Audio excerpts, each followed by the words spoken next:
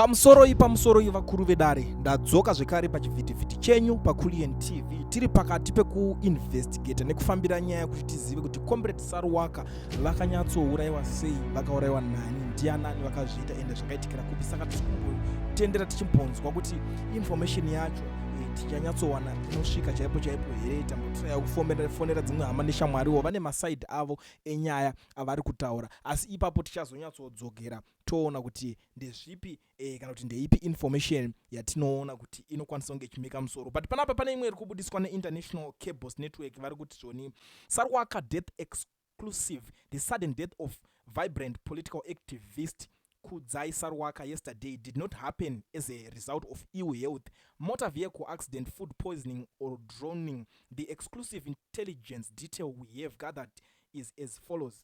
Kudzai left Zimbabwe in a half after receiving a tip-off that a team of lethal system operative have been assigned to deal with him regarding his close association to late Blessed Geza and their spirited anti-2030 campaign. He flew out of Zimbabwe on the 20th of October 2025. Apart from his political activism, Saruwaka was in the mercantile business of branded door and entrance wall rugs, mats and carpets, which he occasionally advertised online. Early November, he received a business call in which a potential client ordered some of his merchandise. On 20th November, the first 9,000 rand was paid into his account. The initial payment was quickly followed by 2 other payments a few weeks later. What surprised Saruwaka and his team was that the client never expended any of the payments through EFT but chose to deposit via ATMs. After the successive payment, the mystery client went silent and never supplied Kudzai with a delivery address. Saruwaka then tried on several occasions to reach out to the client, but to his surprise, the number was no longer in use. Upon getting suspicious, Kudzai rightfully decided to play safe and report the transaction to the police, who recorded every detail as he provided. January 2026 passed with no trace of the client, and Saruwaka went back to update the police and asked for their help in tracing the mysterious client. Suddenly, last week, the client called Kudzai with another number asking him to deliver the consignment in the Mabopane area in Pretoria and send location. Upon checking the surrounding via mobile, Saruwaka realized it was a secluded bush area with no buildings at all. In hindsight, Kudzai had a Uber which took him and his delivery consignment to the given location. As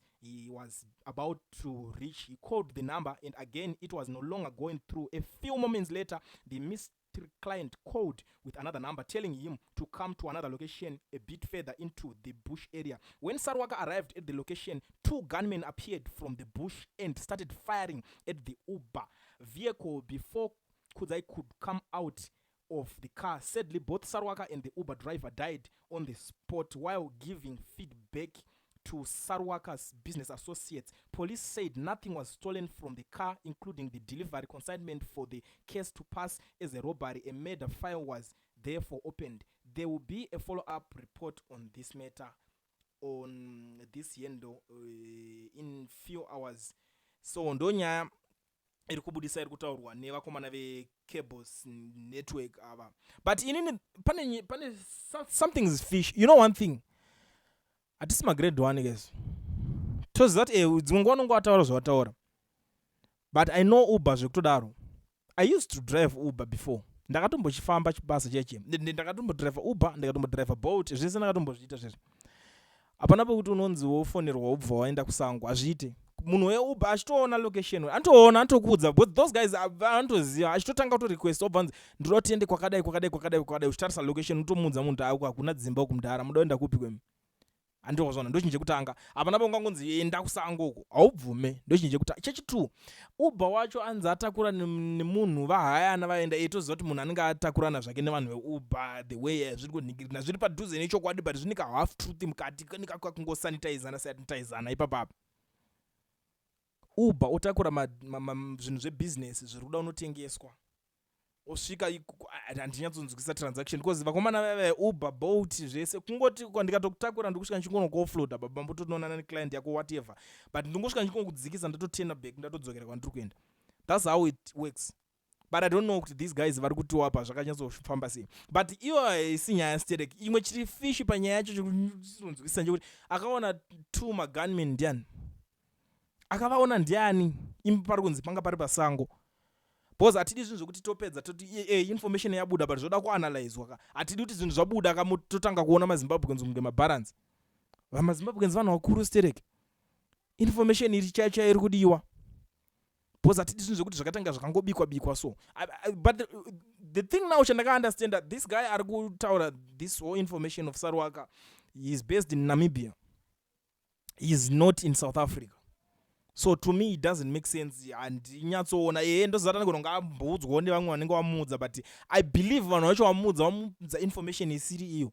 Vari kuda kubudisa yavo iyo mabudisiro avarida kuita. But one thing that I want to promise you mureZimbabwe is that information chaicho inobuda ende tinoiwana tichatotaura nyaya sezvazviri.